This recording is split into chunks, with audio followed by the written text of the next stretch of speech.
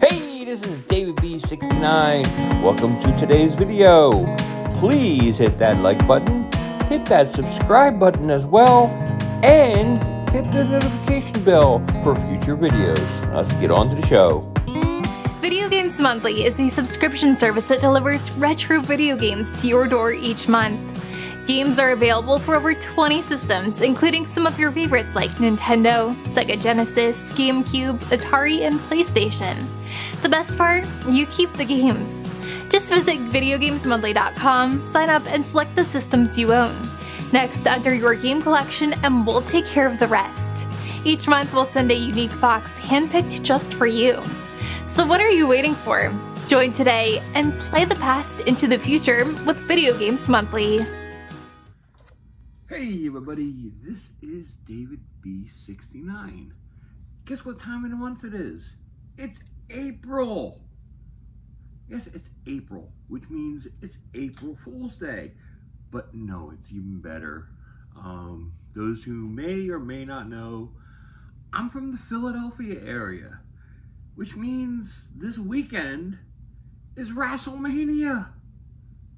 And oh my goodness, it's so cool. And I got Floydomania because my boy Floyd, during the middle of Wrestlemania weekend, sent me a box.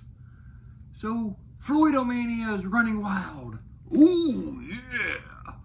So anyway, as you know, I get Super Nintendo and Nintendo 64 games. I get 5 of them. And I'm very excited about it. What I'm not excited about is, because this just arrived yesterday, I was able to see a lot of other people's videos. And guess what they had? This was the giveaway. This was the giveaway. This was the giveaway. Yes, I already have 3 of these bracelets. I'm guessing I'm going to have a 4th today. It is what it is. I mean, these are freebies. I really don't care. I've never cared about the freebies themselves.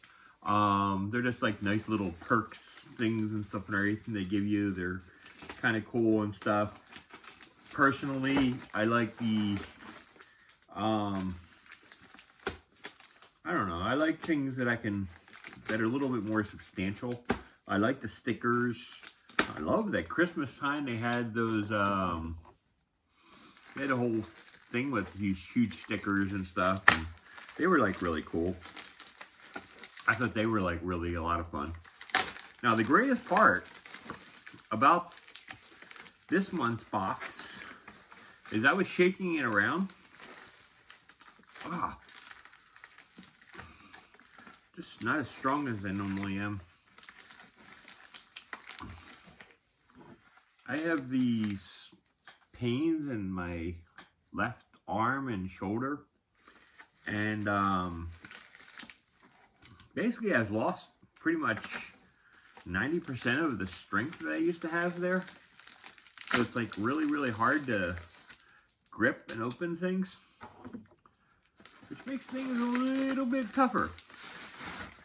But we did get another new version of the box. Now that I've gotten this open, I got a little bit of shake.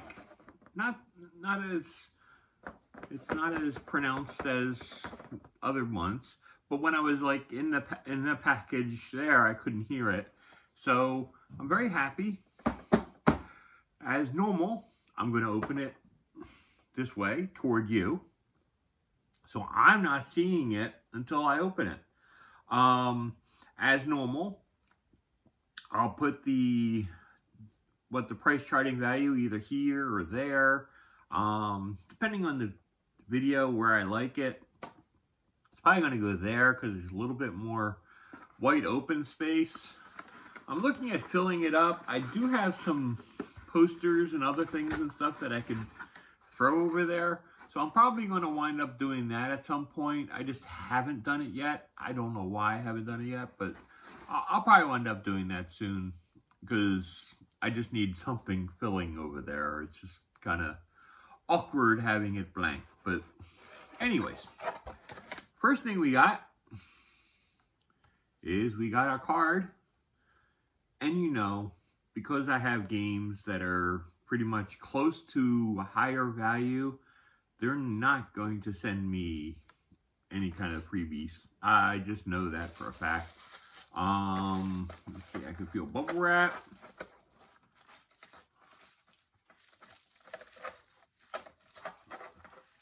Trying to get a feel for how many each game. I think I have 2 Nintendo 64 and it feels like 3 Super Nintendo games. So let's just get into it.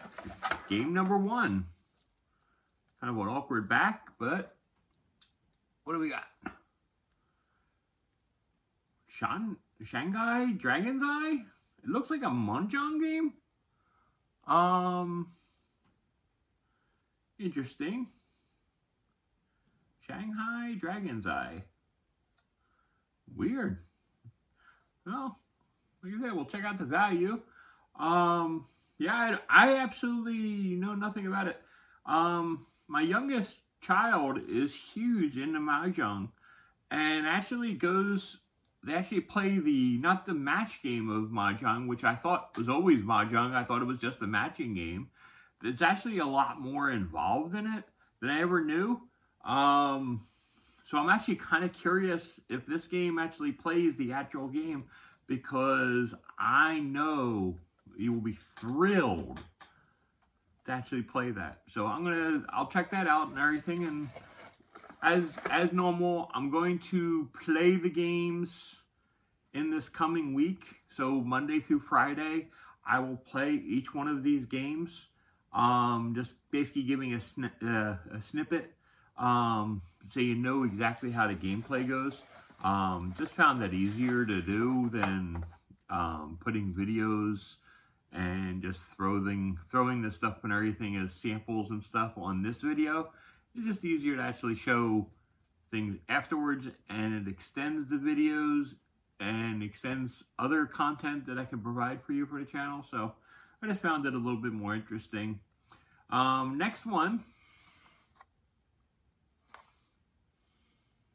is Super Black Bass. I was actually sort of wondering, because I know some of the really cheap games is these fishing games. I mean, I could care less for them, but I will try this out. Hopefully it's playable with the regular control. I imagine it is. So yeah, Super Black Bass. Our next game, and should be last Super Nintendo game for the month, is Super Street Fighter 2! Street Fighter 2 Turbo! I'm so happy about this! This is excellent! I am so happy to have Street Fighter 2 Turbo. I'm a huge fan of the Street Fighter series, and to have Street Fighter 2 Turbo is like just really, really awesome. I stink at these games. I really am horrific. Any Mortal Kombat, Street Fighter, it's actually kind of funny. My favorite one to play for the Street Fighter type, like those fighting genre games, was what was that game? Dead or Alive, that series.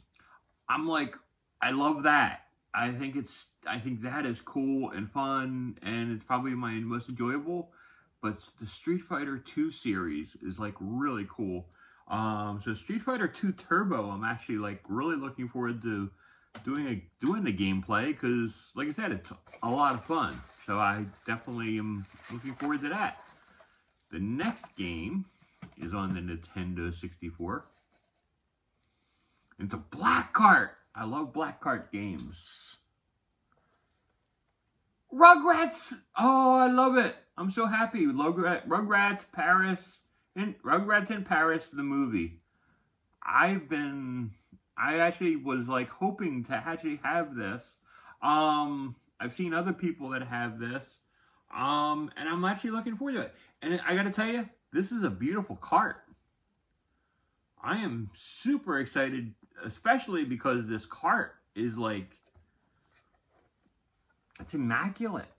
I am like so happy. A lot of these games, because they're like being used by kids and such, the carts aren't in the greatest condition in the world. But that one is like actually in immaculate condition. So super excited about that. And our last game of the month, nice gray cart, Biofreaks. Not sure about this game, what this game is about. A little scuffed on the back, but that's not a big deal. I'm kind of thinking this might be a fighting game as well. I don't know too much about Biofreaks, so yeah. Like I said, I'll be playing these games during the week and everything, but feel free to comment below what you think of it. And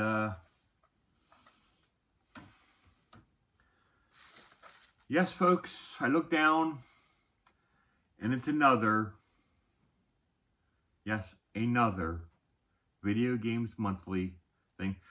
This one's slightly different, I think. Actually, yeah. You can see that this one's kind of like rainbow, and the other ones were just plain blue and red.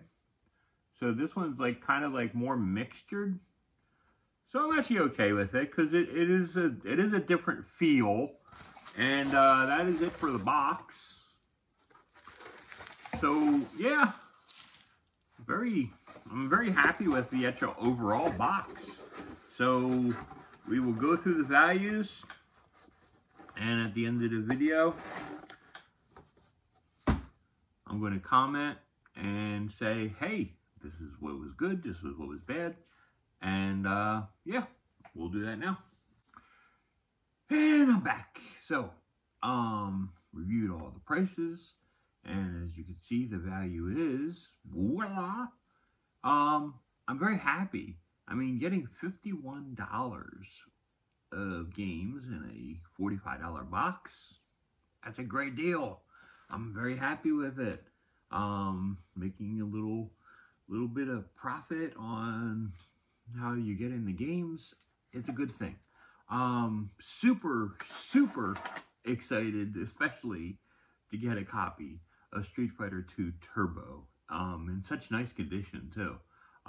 So super excited about that as well. Yeah, I'm still astounded by the fact that I got such a nice copy. So thank you to Video Games Monthly, and thank you to you, because you know something? I love retro games. Retro games is like just a huge thing in my life. But honestly, without the community, I probably wouldn't enjoy it as much. I do enjoy being able to talk video games, being able to share with you, comment with you, just have a little bit of interaction. So if you can, follow me on Instagram. I'm right there on Instagram.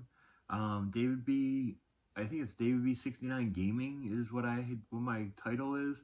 But follow me there, follow me here, comment on the videos below, like, share. I really do appreciate anything you do to help me grow as a channel.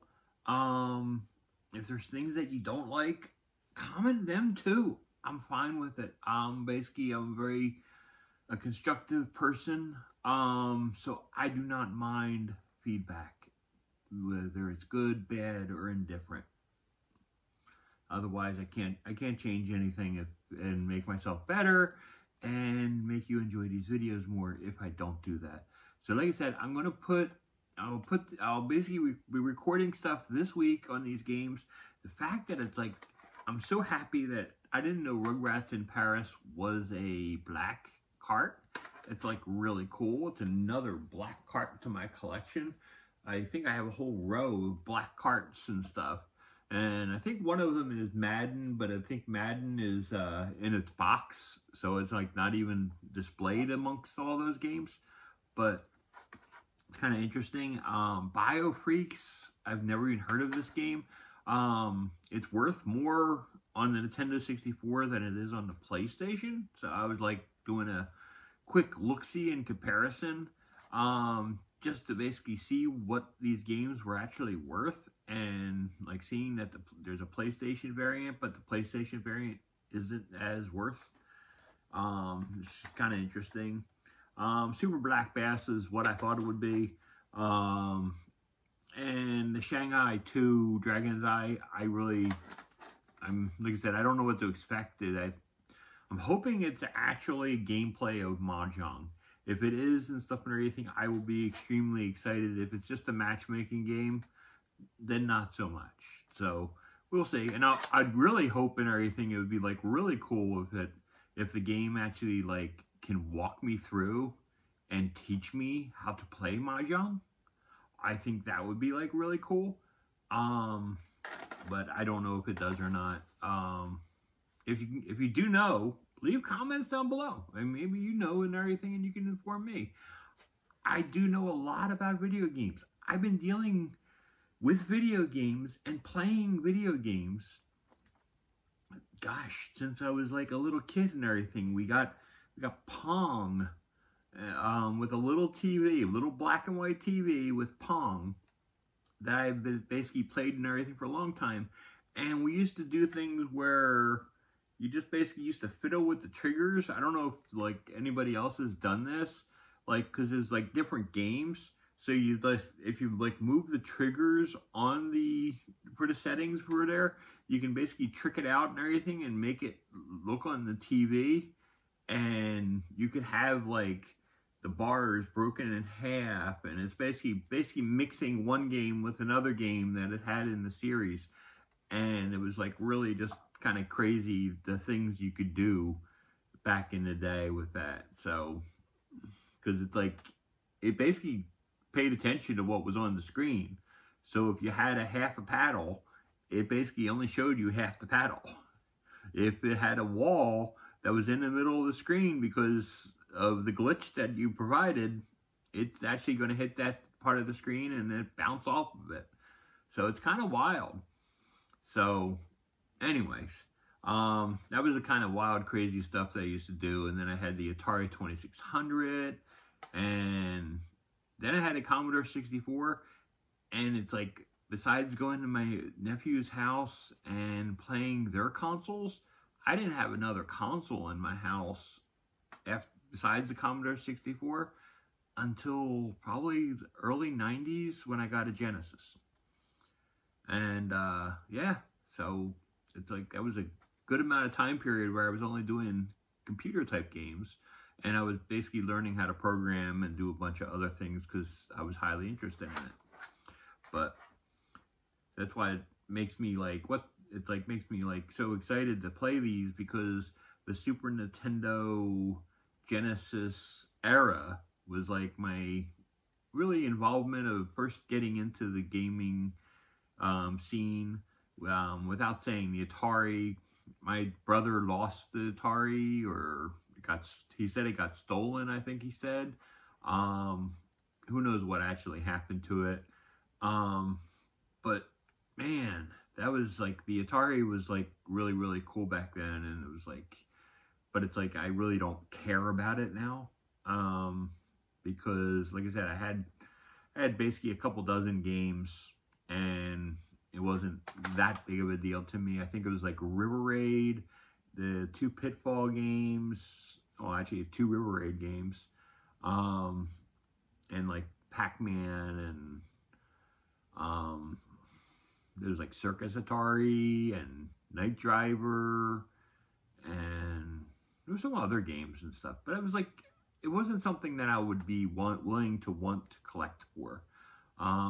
Even when we had they released the new Atari 2600 Plus, I think it's called, and you could basically go back and play the old cartridges, plus they had some like new things, and you could put it in the through the HDMI and stuff. It just didn't interest me that much. I thought it was cool, but it wasn't like, wow, I need to have it cool. So it is what it is. But I'm like very super happy with these carts, with these games for this month. I got some nice comments. Basically, people are like really happy with how everything is displaying in my room. Thank you for those nice comments. I really do appreciate it. I was thinking about doing something with moving the carts and seeing if I can fit them in a case, another case, and basically moving those, the stuff that I have in the case, which is a Wii and a Wii U, and just putting them on the shelves. Basically, so it basically looks uniform, because carts and that, it doesn't make sense. So I'm gonna fiddle with it, and plus I want to alphabetize the Super Nintendo stuff, because honestly, I have all these Super Nintendo games. I have 211 Super Nintendo games now, and I have 164 Nintendo 64 games, none of which, and I mean none of which, are in order. Not one. So there's not any organization to it whatsoever, and it's maddening. So when you're trying to find a game that you want to play, I pretty much have to like zoom things or hope that I remembered what that game was and where I put it. It's a little bit tricky, and it's not actually worth the time and effort. So anyways, just on that, in regards to WrestleMania night last night was really a lot of fun. The only thing I do regret is I watched the post-game press conference. I mean, I don't know why they even have these things, these pressers. They're cool, but if you watch the pressers, and it was like a lot of them were fun and I mean, I can only imagine that Roman Reigns is kind of like a jerk face. I don't know if he's trying to be a jerk face just to maintain his character, or he really is just that much of a jerk. He's got to know, because Triple H basically said during his press conference that this is all about finishing the story. And that's about Cody Rhodes finishing his story. It's not about Roman Reigns winning and retaining his belt, or if he can retain his belt. There was no ifs on that. They said it's about Cody Rhodes finishing his story. Now, that's kind of like saying, yeah, we're going to give him the belt. I mean, which basically everybody could, like, I mean, night one, and it's like they lose the thing, and there's like some other channels that are basically saying, well, they had the fight, and John Cena and Stone Cold Steve Austin were on the truck, and during that time there was no Steve Austin and John Cena truck. That was only for stuff for, they only had stuff for WrestleMania out there that was transporting stuff. So they basically planted that so that they would show that, yeah, we're gonna attack The Rock and stuff in the bloodline with John Cena and Stone Cold Steve Austin. Is that gonna happen? I have no idea. That would be a blast if it did happen. Personally, I don't think it actually is going to matter. It's like, yeah, he's going to finish the story, and he's going to have his fireworks and stuff, and win WrestleMania. But then, basically, in my opinion, because another thing that happened last night is a certain tag team lost their belts, and Senior Money in the Bank is holding his briefcase. He's going to be cashing it in tonight. I can't see him not cashing in the Money in the Bank. If he's not doing it against Seth Rollins and such, he's going to do it against Roman Reigns and Cody Rhodes. I mean, it's just one of those things that it's going to happen, and it's going to happen tonight, because nobody is talking about Money in the Bank in that briefcase. Nobody. It has not been brought up all night, basically all day yesterday. It was never brought up. They never brought up the briefcase. He was able to come out and everything for that 6-man tag team, which was 6-team tag team. So it was like everything was against them. And you had the 2 belts and stuff, and they were all separated. So it's like you only could choose one, and then you basically had to go up and get the others, and they were separate because they were separated. It just made it really impossible for one team to actually win, like, both belts. They just made it where saying, hey, we're going to split these up. Whoever gets them, gets them. And it just made it cool. I mean, I thought it was kind of cool that it's like, finally,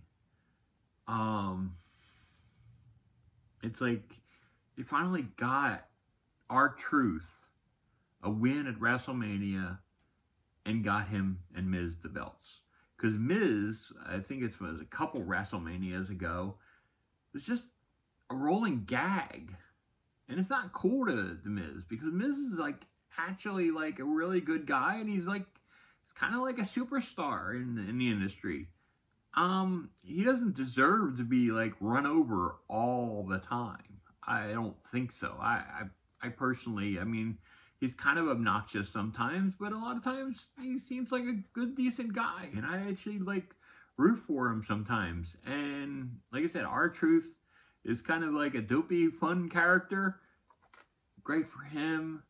The fact that he was able to pull some over and everything on some other teams, it's awesome. And the little bit and everything where he reached in and everything for a tag, and Miz is like, it's not a tag team, but he tags him in anyway. And then he tagged in another team, and then he basically, they were doing like DX moves and stuff, because, I mean, this is just what R-Truth does. He just has fun with it. So, yeah. Anyways, that's my opinion and throwing things down and everything from what's happening from night 1 of WrestleMania and what I think is going to happen in night 2. I don't think Seth Rollins is going to win his belt. I don't think he's going to be able to retain. I think there's going to be this huge thing where, in my opinion, CM Punk comes back probably in a month or so. And I have a feeling that there's going to be some kind of triple threat between Seth Rollins. I don't know why I keep on forgetting people's names. But Seth Rollins, CM Punk, and I don't know, the idiot with the sword that's probably going to win the title tonight. I can't remember his name for the life of me. I'm just totally blanking out. I'm just having one of those kind of days. My brain is just, woo! Anyways, I just basically wanted to, just talk a little bit of wrestling and things, and just throwing this stuff out there. But one of the funny things, it was Drew McIntyre. That's the guy's name. So, I can remember it, just, the names were just floating out there in space. But Drew McIntyre had a funny post that he made, I think it was either Instagram or X, where he was basically ripping on CM Punk, but basically there was an accident with his wardrobe, and so none of his gear arrived in Philadelphia, so he has no gear, apparently. And he basically said, hey, CM Punk, you're not using your gear. Can I borrow your gear? It's like just ripping on him for being injured again and stuff. So it's like, it is what it is. And it's like, and I do got to appreciate that CM Punk was like really cool doing commentary, and he's going to be doing commentary during their match. It's another reason why I think there's going to be like some kind of triple threat element, because I have a feeling that CM Punk is not just going to sit there in commentary. He's going to get involved in the match in some way. because Drew McIntyre is going to make it his business to get CM Punk involved in some way. So, I don't know. But like I said, I'm just throwing these out there as just ideas. These are things that are just coming to my mind. Who knows exactly what's going to happen. Leave your comments below on what you've been thinking about WrestleMania. And what you've been thinking about. What do you think about these games? Anyways, leave your comments down below. I will see you next time. Peace. I'm out.